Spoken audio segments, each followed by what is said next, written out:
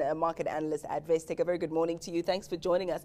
Now, we saw Nigeria focusing a lot on issues such as risk while investing in Africa, and then President Jacob Zuma looked at intra-Africa trade. What else do you think that the South African delegation should look at?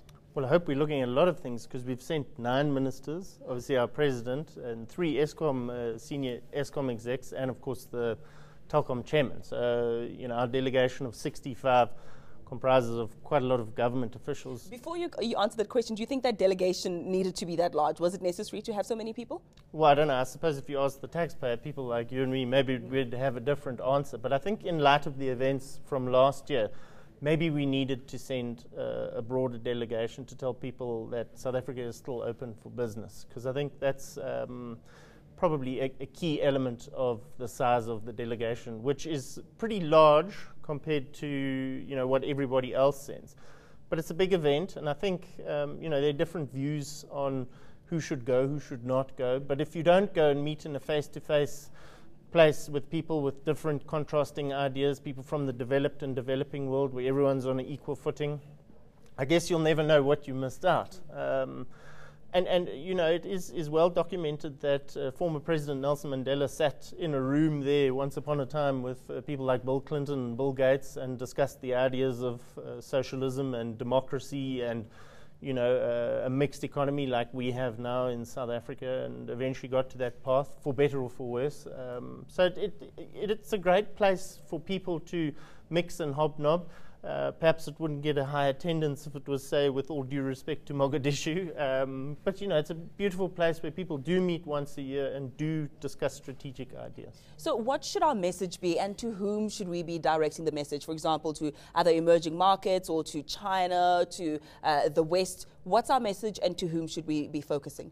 Yeah, it's ironic, because at a time where South African companies sit with more cash on their balance sheets waiting to do work here locally, we're abroad looking for people. So, there's been a rather combative approach from government to local business, but yet business is the one with the cash ready to deploy it if there weren't mixed signals being sent by government. Because at the same time as saying we're open for business, back home here we've got senior party officials of the ruling party suggesting things such as expropriation, mining licenses under,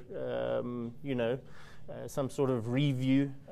So you can't send mixed messages, because it doesn't matter who you are and where you are in the world. Because of the internet, that news spreads pretty quickly.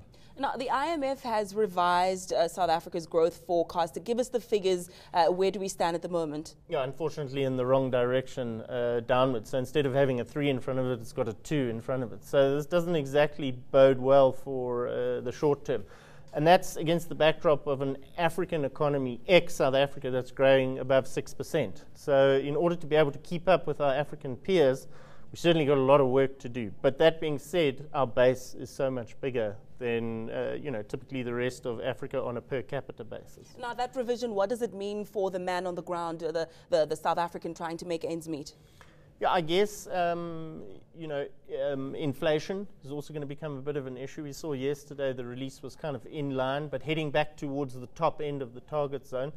And inflation is the scourge of the middle class and lower middle class. It really is, because it eats into your buying power, ultimately. So I guess with economic prospects bleaker than they were last year, I guess the only good news in all of this is that globally most of the risks seem to have passed. So whilst we've been downgraded this year in terms of economic growth forecasts, I would say with the Chinese economy having rebounded quite strongly, and remember we export a lot of minerals to them specifically, that probably bodes well, and you probably might see a revision come this time next year. People say, oh, maybe we're a little bit too bleak in our forecasts. Now, very quickly, I know something that definitely affects most South African, the interest rates.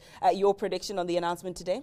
Yeah, I think globally we're in an environment where probably central banks are going to stay at the levels that they are for the time being. So when you see moves from the European Central Bank or the US Federal Reserve, you'll probably see us have to act accordingly. And I guess watching inflation and obviously the rand being at a really weak level to the US dollar, that's going to impact on all of our imports. So expect imported inflation. Obviously, it doesn't really bode well for fuel prices in the short term. So I don't know. Your guess is as good as mine, but I would say probably for the balance of this year, we're going to stay at where we are now. Not a prophet of good news today. Oh, Bafana at least gave us something to cheer about. So you're a prophecy of doom, not so much to concern us about at this present moment. Thank you very much for your time. That was market analyst Sasha Inteview talking to us about the World Economic Forum in Davos.